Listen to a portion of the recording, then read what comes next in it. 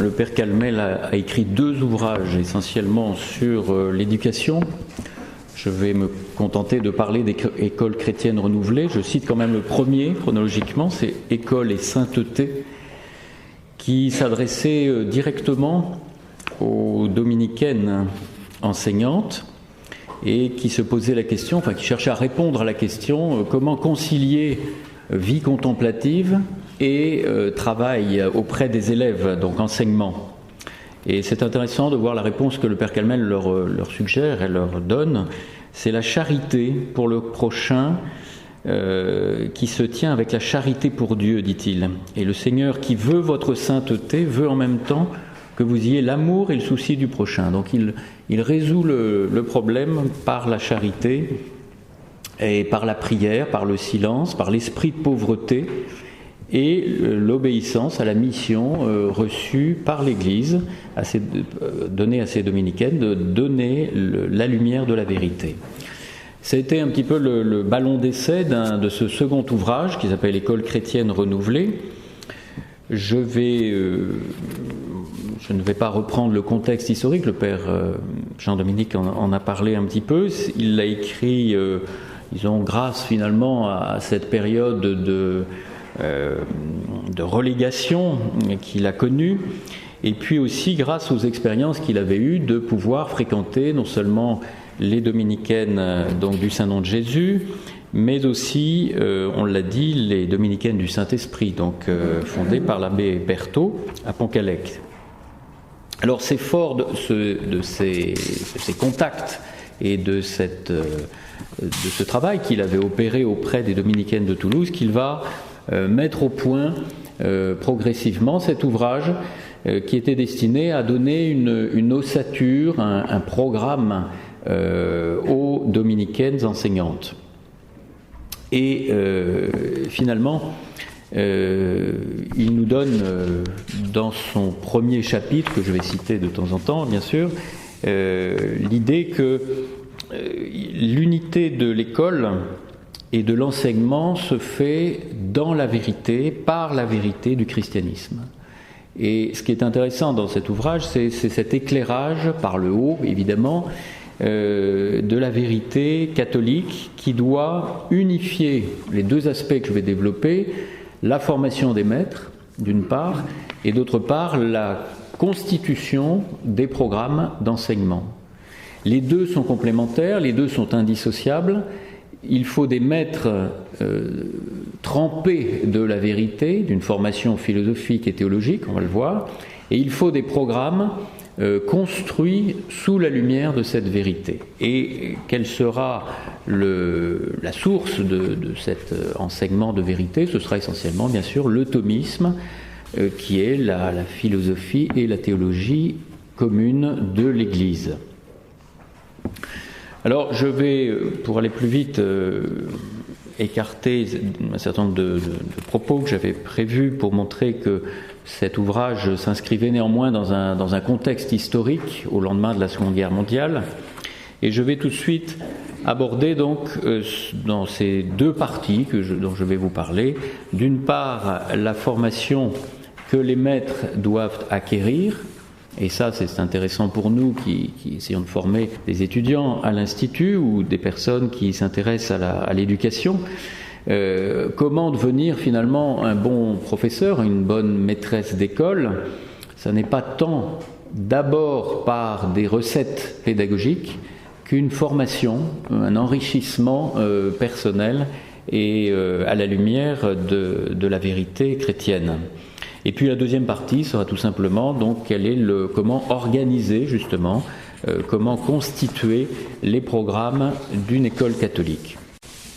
Alors la formation que les maîtres doivent acquérir, eh bien on pourrait dire, et quand on ouvre le livre École chrétienne renouvelée, on pourrait dire c'est vraiment utopique, c'est trop exigeant d'abord, et puis c'est utopique, parce qu'on exige, et j'expose l'idée maîtresse du Père Calmel, une formation théologique et philosophique qui doit être possédée, donc ça n'est pas accessoire, il insiste très longuement là-dessus, pour leur permettre eh bien, d'éclairer de la lumière de la vérité chrétienne toutes les disciplines que l'on enseigne.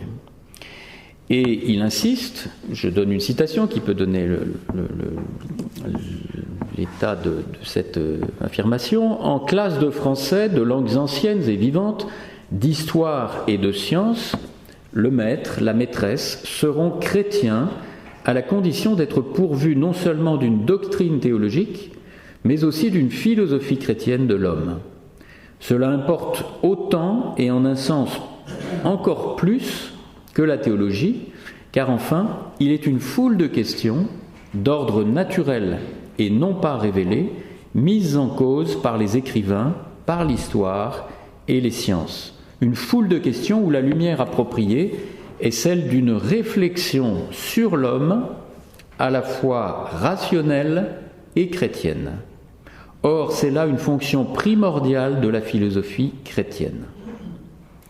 Donc c'est intéressant parce que c'est là le message fondamental du Père Calmel sur ce que comment doit se former un maître, un enseignant. Et il s'adresse beaucoup aux dominicaines, bien sûr, ou à des maîtresses, des femmes qui vont enseigner notamment à des filles. Il y a une partie du livre qui s'oriente beaucoup plus sur l'éducation des filles, mais il y a beaucoup à prendre, y compris pour des garçons. Et ce qui paraît, je disais tout à l'heure, trop exigeant, utopique, on a l'impression que l'essentiel n'est pas de savoir apprendre à écrire, à lire, à compter. C'est d'abord cette formation philosophique et théologique. Et ce qui est intéressant, c'est qu'il y aura cette cohérence qui va être manifestée par le Père Calmel. S'il n'y avait pas, on va prendre la question dans l'autre sens, s'il n'y avait pas cette formation philosophique, théologique, à la lumière de la vérité et du christianisme, eh bien, lorsque l'institutrice abordera, ou même le professeur, puisqu'on peut bien sûr élargir ce propos, là c'était un extrait sur une maîtresse, mais on peut élargir bien sûr à l'enseignement du secondaire, lorsqu'on étudiera un texte littéraire, lorsqu'on étudiera un chapitre de l'histoire, ou lorsqu'on en fera des sciences, si l'on n'a pas auparavant acquis cette lumière et si l'on ne possède pas cette réflexion préalable qui est éclairée par les principes de la philosophie et de la théologie, on passera à côté de l'essentiel de ce texte, de cet événement, de cette civilisation qu'on étudie, ou de cette question scientifique qui aura été amputée ou plutôt déracinée de cet éclairage de vérité. Donc on verra la chose par le petit bout de la lorgnette, par l'aspect matériel, on éclairera un texte par ses figures de style et on n'aura pas donné accès aux enfants qui recevront ces enseignements à la nourriture spirituelle. On n'aura pas appris aux enfants à relier le texte littéraire, l'événement historique, la question scientifique ou la civilisation d'une langue étrangère, par exemple, dans le cas de l'enseignement des langues.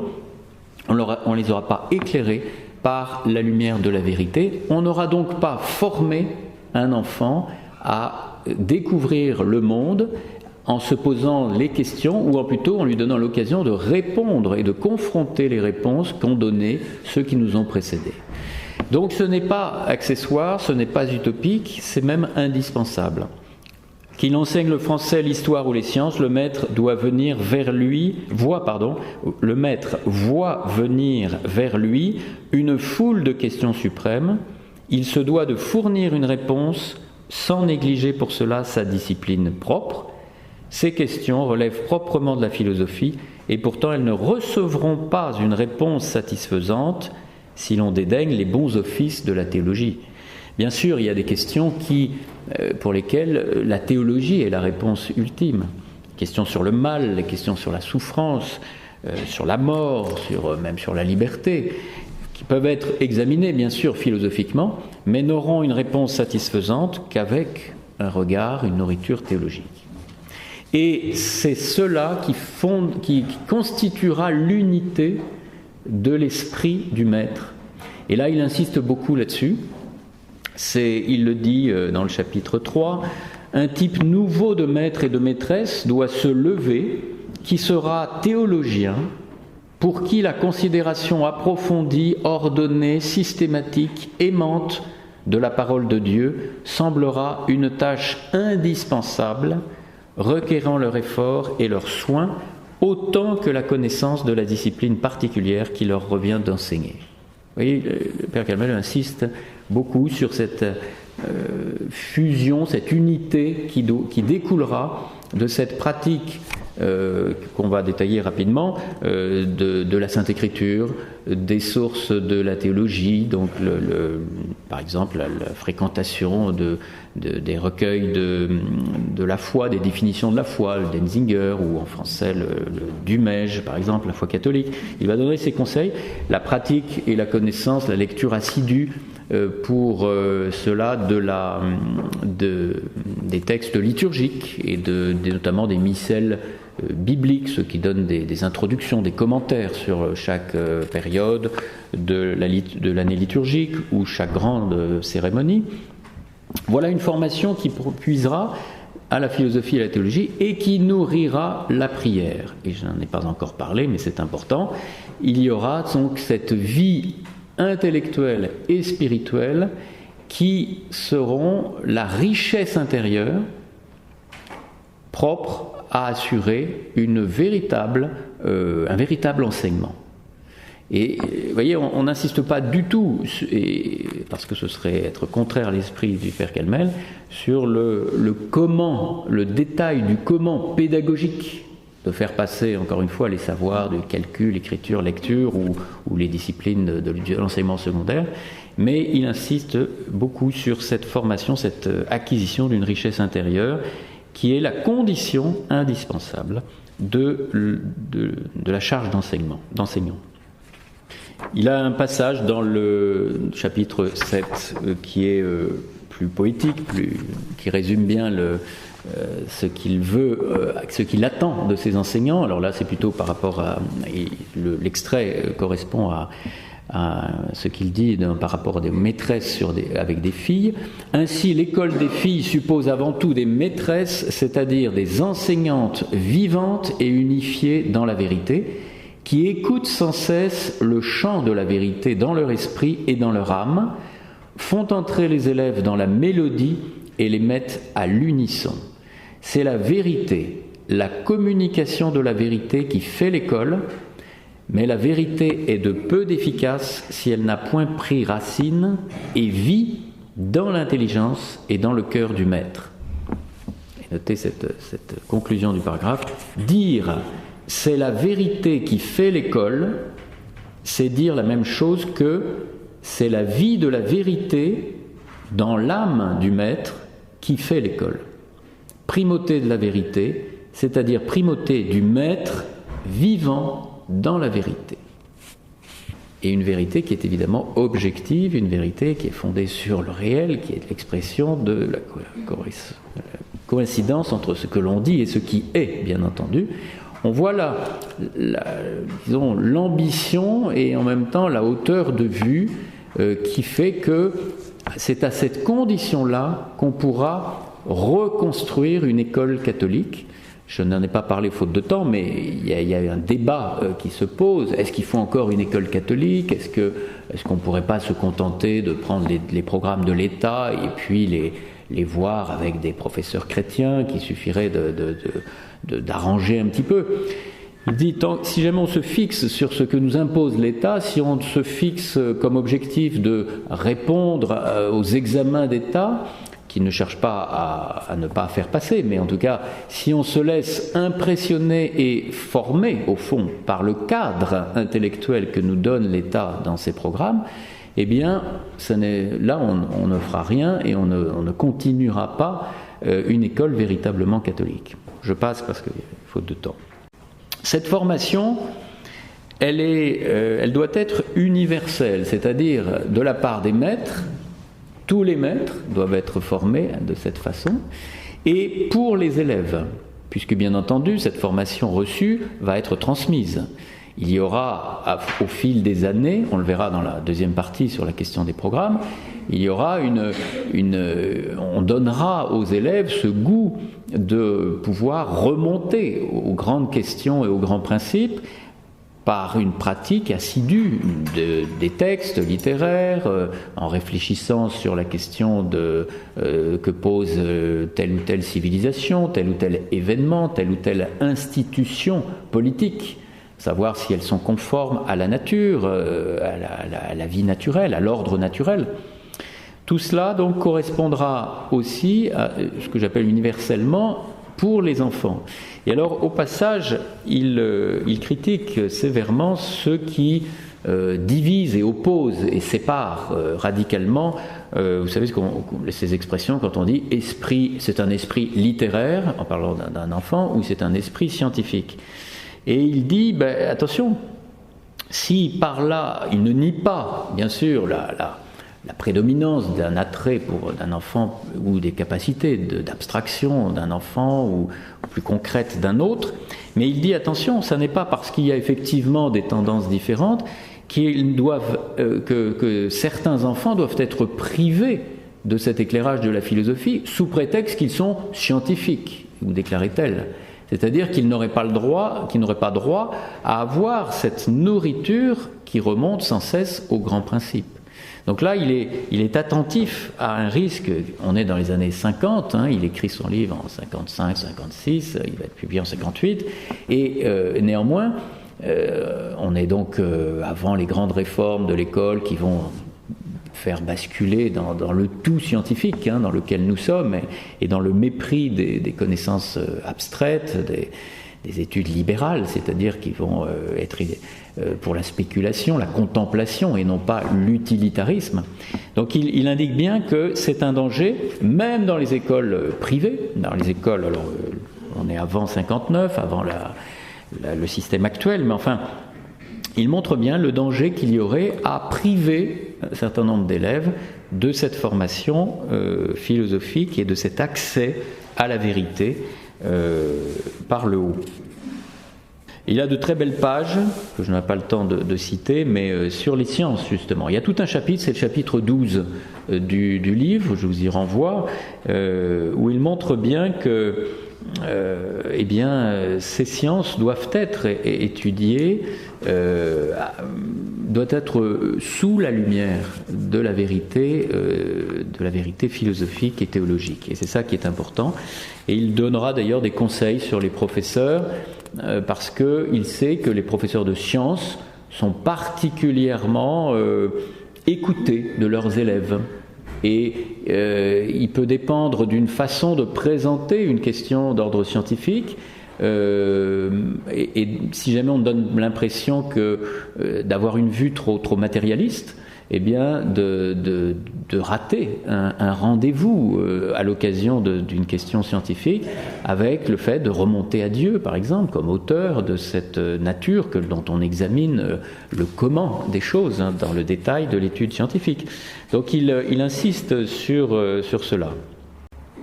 Il insiste tellement sur cela qu'il en fait un critère de recrutement. Et ça, c'est original dans le livre, on le voit. Donc, encore une fois, je n'ai peut-être pas assez insisté, ce n'est pas un livre qui a été réservé exclusivement pour les dominicaines.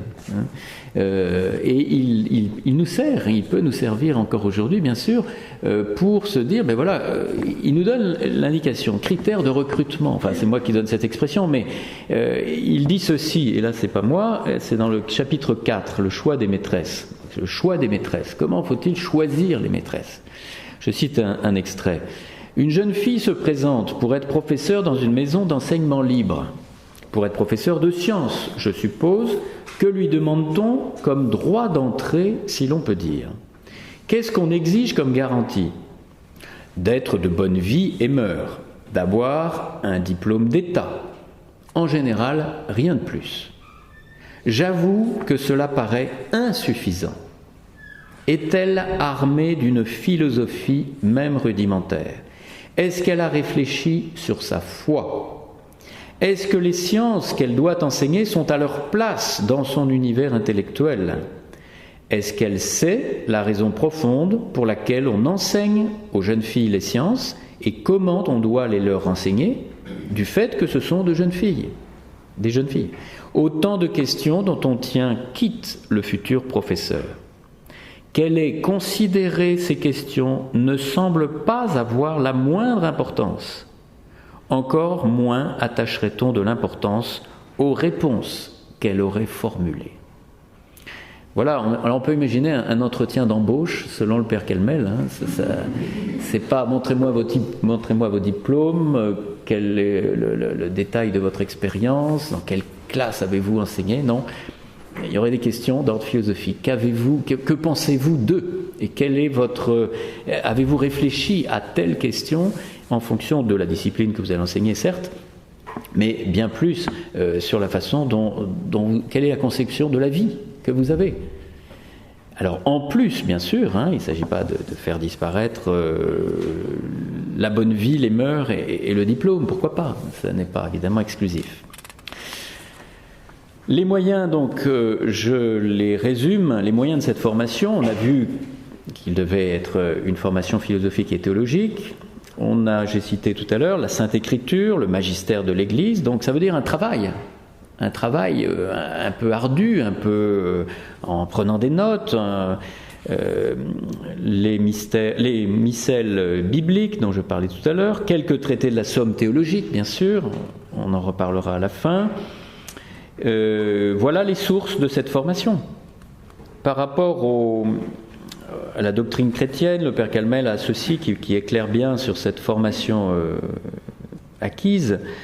Une réflexion doctrinale qui soit attentive grâce à une foi pénétrée d'amour aux données révélées, considérées intégralement, qui ne s'en tienne pas là, mais s'efforce vers une synthèse, une réflexion doctrinale qui soit reliée à la prière et à la vie, mais qui reste de la doctrine, qui soit en connexion avec les autres disciplines, mais ne se mélange pas avec elles.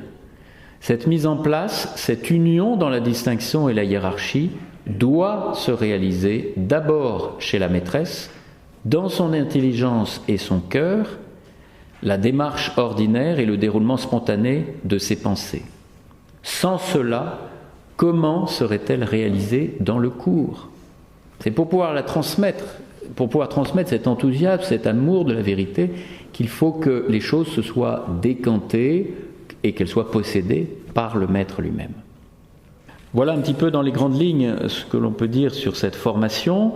Et maintenant, j'aborde donc ce que cela va donner et comment l'école va ensuite, avec de tels maîtres, on peut l'espérer, transmettre, organiser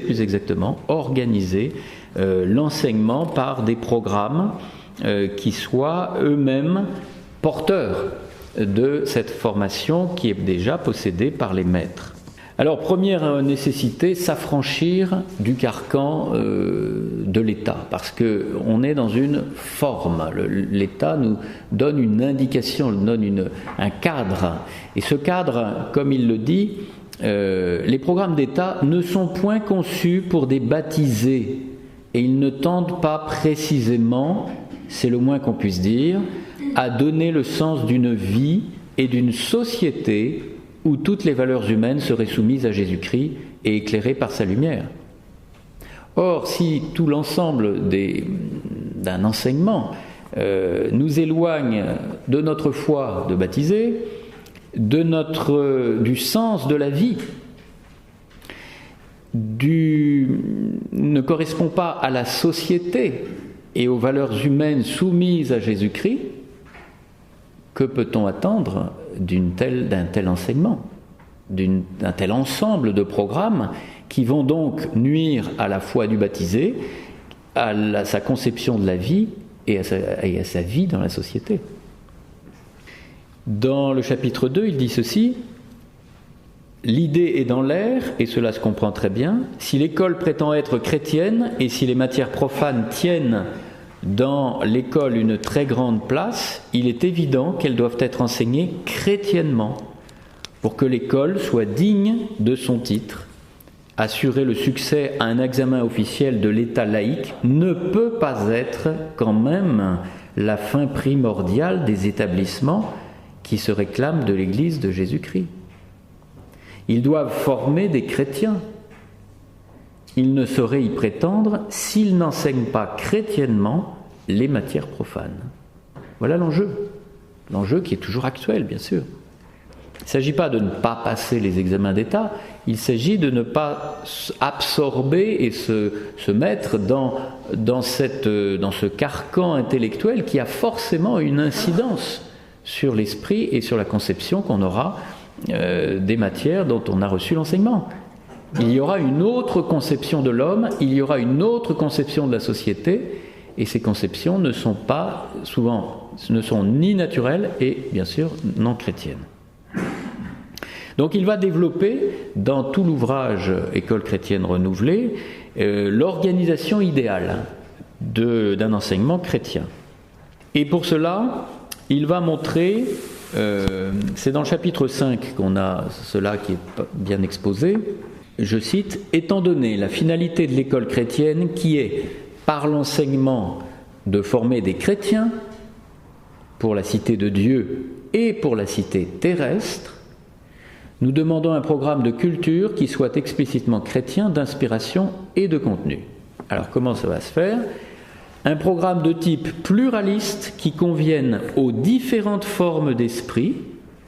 On a vu, d'une part, des esprits effectivement plutôt portés sur l'abstraction, quelque chose de plus rigoureux, ou bien plutôt portés sur la poésie, sur la forme où la sensibilité a sa place, qui conviennent aux différentes formes d'esprit, et dans lequel la dominante effective soit l'acquisition non seulement de la doctrine chrétienne révélée, mais d'une conception chrétienne de l'homme dans le temporel. Voilà le nœud. Donc une dominante effective qui sera la même pour tous, conception chrétienne de l'homme dans le temporel, mais qui tiendra compte, en fonction d'une éducation pour les garçons ou des filles, qui ne sera pas la même, ou même au sein même de ces soit garçons soit filles, eh bien d'un respect de cette forme d'esprit que l'on trouvera chez les uns ou chez les autres. Alors il donnera justement une dominante quantitative diverse. Donc on accentuera plus ou moins le nombre d'heures selon qu'on a affaire à des filles ou des garçons, ou même selon les différentes tendances, et dominante effective unique. Et cette dominante effective, on l'a vu, donner cette lumière chrétienne, formation chrétienne et jugement chrétien sur l'homme. Et c'est cela qu'il va donner comme règle pour constituer les programmes. Alors je voudrais insister sur un point qui est mentionné dans ce chapitre 5, c'est former des chrétiens pour la cité de Dieu et pour la cité terrestre. Et c'est une belle formule qu'on a là. Parce que ça n'est pas simplement... il ne néglige pas la formation de l'animal social, politique et social qu'est l'homme. Et c'est ça qui est intéressant. Et dans l'ouvrage revient régulièrement l'idée que cette école chrétienne renouvelée ou restaurée aura pour but de restaurer la chrétienté, donc au niveau social, au niveau temporel et terrestre. Et ça, c'est intéressant. L'enfant dépend des trois sociétés que Dieu a voulu, bien sûr, la famille, l'Église et l'État. Et le Père Calmel ne les oublie pas. Et c'est comme cela que la vie sociale est aussi mentionnée comme étant ce sur quoi l'enfant doit être formé chrétiennement, là aussi bien sûr, en fidélité à cette société naturelle à laquelle il appartient également, en plus d'appartenir à la famille. Et tout le chapitre 27 de son livre va développer justement la nécessité de contrer les institutions sociales qui seraient opposées au droit naturel. Et il invite, dans tout le chapitre, c'est le 27, eh bien, les hommes justement de travailler à la restauration de noyaux de chrétienté. à commencer bien sûr par la famille et par l'école. Si l'on définit une chrétienté comme une cité chrétienne, comme l'ensemble des institutions temporelles, en tant qu'elles sont justes et animées d'esprit chrétien, on voit tout de suite que la notion de chrétienté suppose de croire à la valeur de la société temporelle et des institutions qui la constituent. Il faudrait lire encore d'autres passages de ce chapitre 27, qui s'appelle « Il faut que chrétienté continue ». On a vu aussi dans cette citation que j'ai donnée tout à l'heure que la lumière sous laquelle s'éclaire l'ensemble des programmes, c'est une dominante formelle. Ça va donner cette direction, ça va constituer la nature même. Et c'est la doctrine chrétienne révélée qui nourrit une conception de l'homme dans le temporel. Donc j'insiste là-dessus pour bien montrer que c'est cela. Et face au danger de l'utilitarisme, notamment que nous avons maintenant dans tout l'enseignement public, où sont privilégiées les sciences, les techniques, la formation pratique et la transformation du monde, au fond, eh bien, le père Kelmel rappelle la nécessité de cette contemplation de la vérité. Et non pas l'urgence de savoir transformer le monde. On forme l'enfant non pas à être capable de faire quelque chose, mais de connaître, de contempler. Et ensuite de pouvoir se former, pourquoi pas bien sûr dans un métier. Alors, sous cette lumière dominante, l'acquisition de cette lumière dominante pour ce qui est des élèves, donc dans le cadre des programmes, s'opérera par la lecture des auteurs. Et ça, c'est le point le plus saillant de son ouvrage. Il insiste à plusieurs reprises sur le fait de s'imprégner des textes des auteurs. Quels qu'ils soient, on va les chercher bien sûr dans la culture antique, dans la culture de tous les siècles, dès lors que nous avons un texte ou un auteur, quelle que soit sa nationalité d'ailleurs, on pourra l'étudier dans les langues étrangères, dans les langues anciennes, dès lors qu'un auteur s'est posé une question sur l'homme, sur son rapport avec Dieu ou sur l'ignorance de Dieu, mais que cette œuvre est porteuse d'une réflexion qui nourrira, même si elle est imparfaite, un auteur païen qui n'a pas justement cet éclairage de la révélation, est intéressant parce qu'on peut confronter justement cette absence et en même temps il peut y avoir quelque chose de juste dans une interrogation qu'il apporte. Eh bien, les auteurs, quelle que soit leur époque, on va les étudier dans les textes pour se familiariser avec eux et pour confronter le texte, l'auteur, et cet éclairage éclairé ultimement par le christianisme pour montrer éventuellement la beauté ou l'insuffisance de cet auteur, de ce texte. Et ça, c'est une longue tradition, c'est ce qu'a toujours fait l'Église dans la façon dont elle a enseigné. Elle n'a jamais rejeté les auteurs païens parce qu'ils étaient païens. Et donc, il y a ce travail de confrontation et d'enrichissement qui est préconisé, mais dans les textes. Alors, il y aurait des points intéressants à dire sur le latin, mais je vais les sauter. L'histoire aussi, ça c'est important parce qu'il y insiste. Il a écrit, ne l'oublions pas, un ouvrage qui s'appelle « La théologie de l'histoire », qui vaudrait le coup aussi de mentionner. L'histoire nous montre des peuples, bien sûr, des civilisations qui ont vécu à un moment concret, à une époque donnée, et avec des institutions. Et c'est ça c'est ce point sur lequel il insiste. Ces institutions, elles ont été plus ou moins conformes au droit naturel, selon les époques, selon les régions du monde. Et c'est ça qui l'intéresse, parce que c'est un des points, une des leçons que nous donne l'histoire. Est-ce que ce peuple, cette période de l'histoire de France, de notre pays, a été fidèle à la conception, aux institutions et au droit naturel ? Et c'est ça ce sur quoi il insiste. Donc vous voyez, il y a toujours à chaque fois ce point commun, quelle que soit la discipline du programme, formation chrétienne de l'homme, avoir cette richesse humaine chrétienne qui se construit peu à peu, année après année, pour un enfant qui a, dans l'unité des savoirs, dans l'unité des disciplines, un fil rouge, si on peut parler ainsi, une formation réelle qu'il acquiert.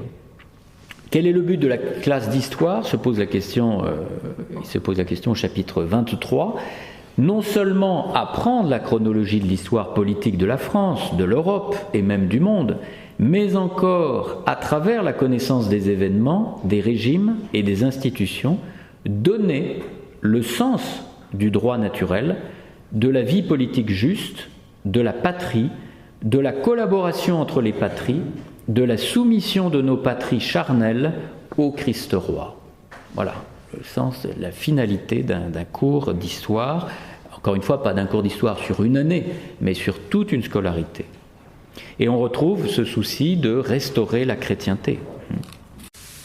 Alors tout cela se fait, je conclus en 2 temps, tout cela se fait avec le thomisme, bien sûr. Alors il y a un chapitre aussi sur la philosophie qui concernera plus spécifiquement les terminales, bien sûr, hein, mais vous l'avez compris, ce n'est pas en terminale que commence à donner un éclairage philosophique sur la vie, sur l'homme, donc c'est tout qui est imprégné. Et c'est bien sûr le thomisme qui va être la nourriture du maître et, sans qu'il s'en rende compte, celle que reçoit l'élève. Alors là aussi, c'est intéressant de voir qu'il va bien sûr parler explicitement de cela, en des termes qui sont beaux. Bien sûr, c'est un dominicain, c'est un prêtre catholique, donc c'est normal que le thomisme soit l'éclairage ultime de tout cela, et la formation de base du maître. Alors, il le fait à plusieurs reprises. C'est intéressant parce qu'il pose d'abord le problème de l'influence. Il dit, qu'on le veuille ou non, on ne peut pas échapper à ses maîtres. Et c'est très juste. Maître au sens de celui qui ne fait pas que délivrer un savoir qu'il possède, mais qui donne une conduite de vie sans qu'on s'en rende compte, par sa façon dont il parle du monde, de l'homme, de Dieu, par sa façon dont il réfléchit sur toute chose.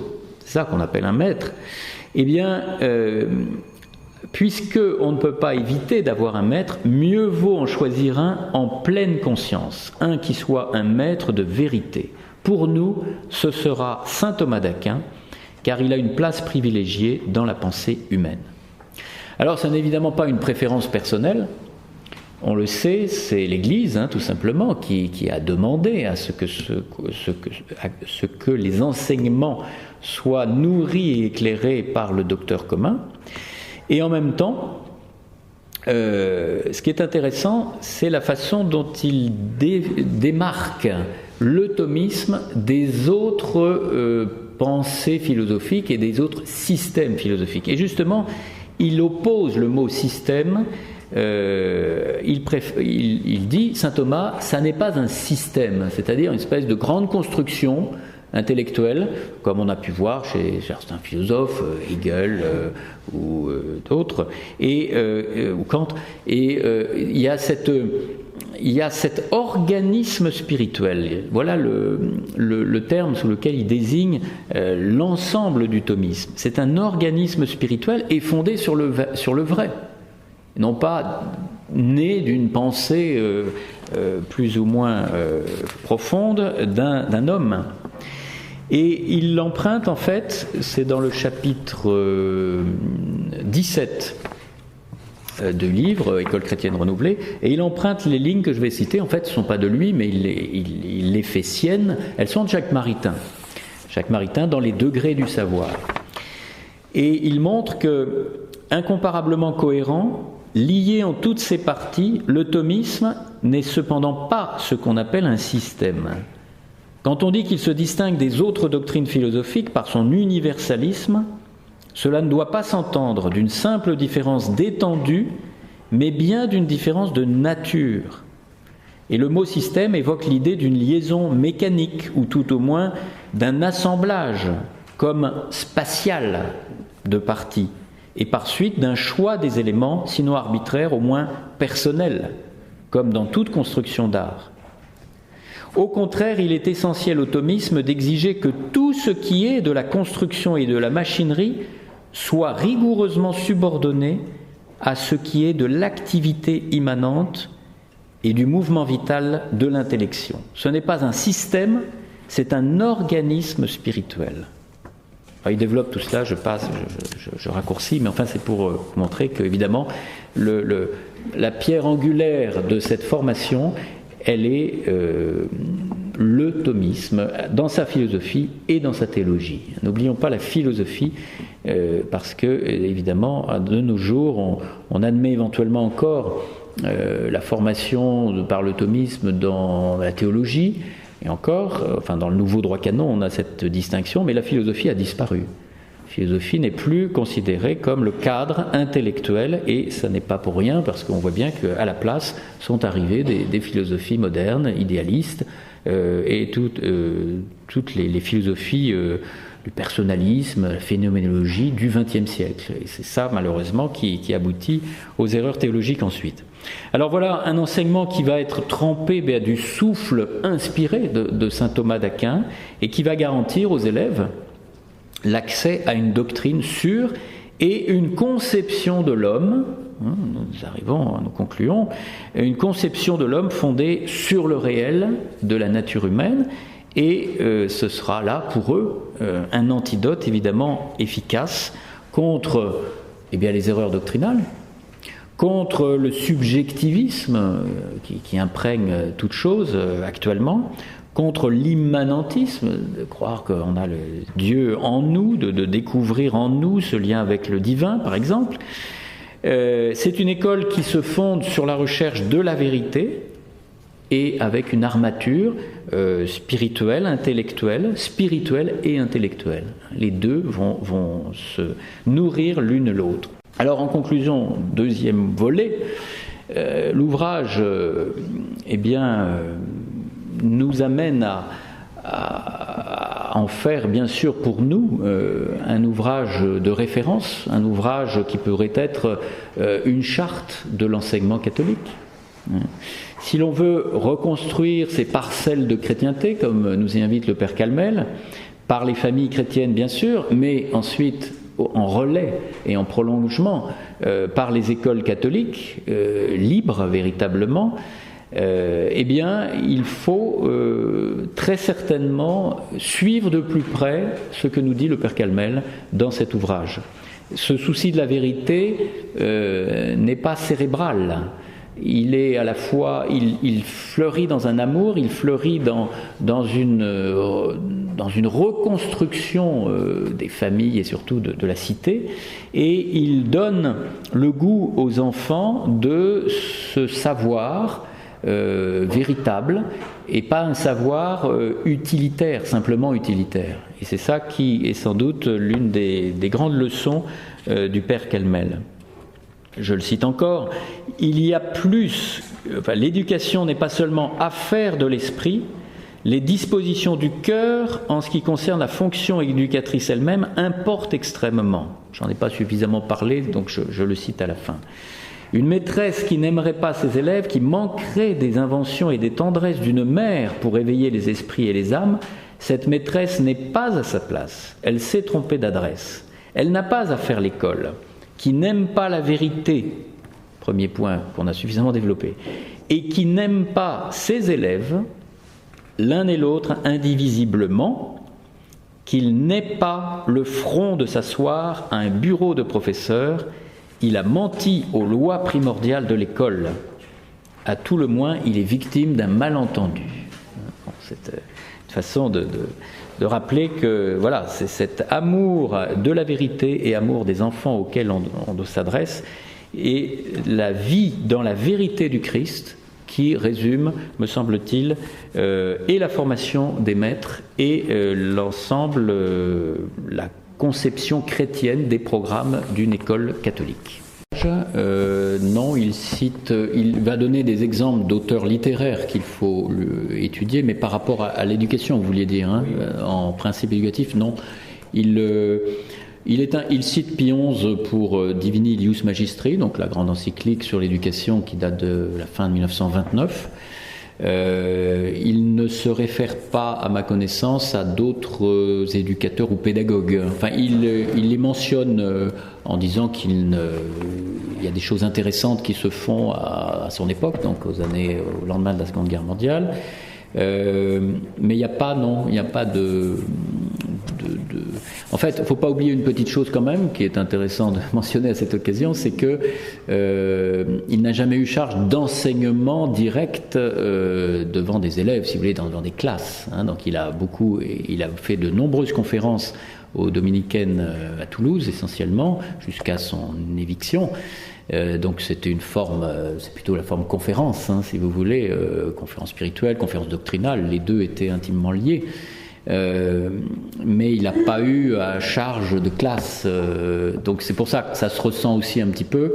Le côté pédagogique n'est pas méprisé évidemment, mais ça n'est pas ça qui l'intéresse de transmettre et de donner comme directive. Donc, oui, on peut dire ça, oui. D'autres questions? Oui. Vous parlez du fait que vous voulez mettre en évidence ce qui est le droit naturel dans les civilisations antiques, toutes celles qui nous ont précédées dans l'histoire. C'est vrai que c'est étonnant de voir que déjà à l'époque, pour lui, c'est très important, puisqu'on pourrait se dire à l'époque c'était plus préservé. Est-ce qu'il a spécifiquement écrit sur ce sujet du droit naturel, de sa défense ou son maintien?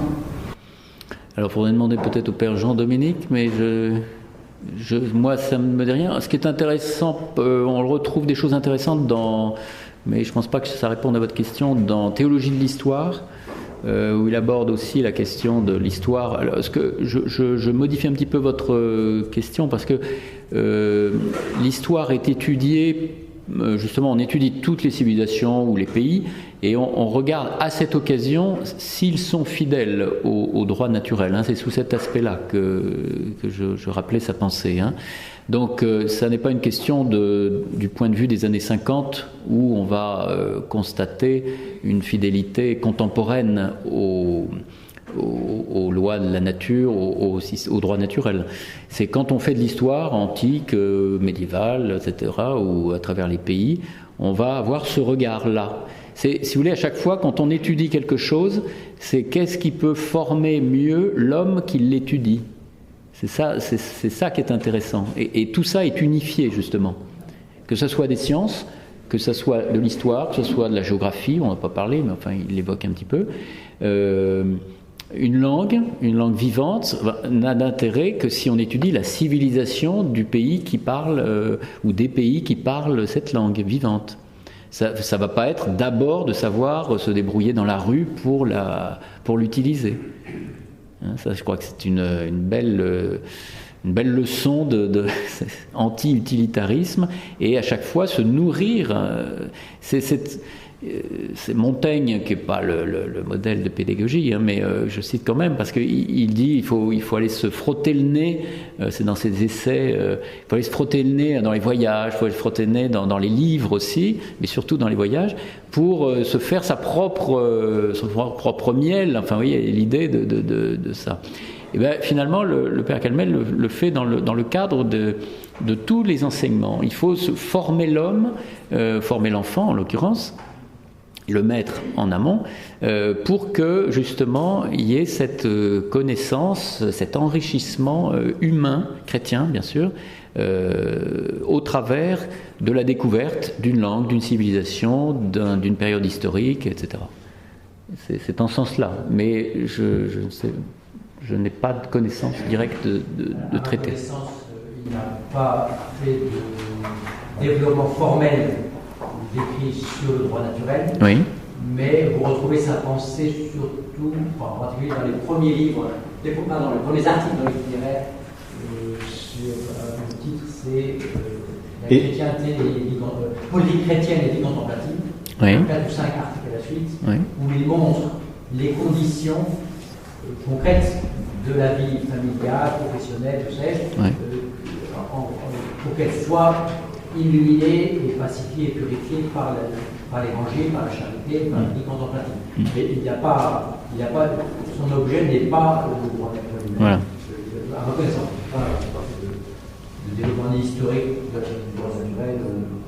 Vous pouvez retrouver ces enseignements qui ont paru effectivement dans les premiers numéros d'itinéraire, dans l'ouvrage sur nos routes d'exil, les Béatitudes, c'est la dernière partie du livre. Oui, voilà. Vous avez ce recueil d'articles. Effectivement, on voit combien le père Calmel insiste sur la nécessité de la chrétienté et des institutions naturelles dans toutes ces œuvres. Alors c'est parsemé, ce n'est pas effectivement formel, mais on voit ça de manière très constante chez lui.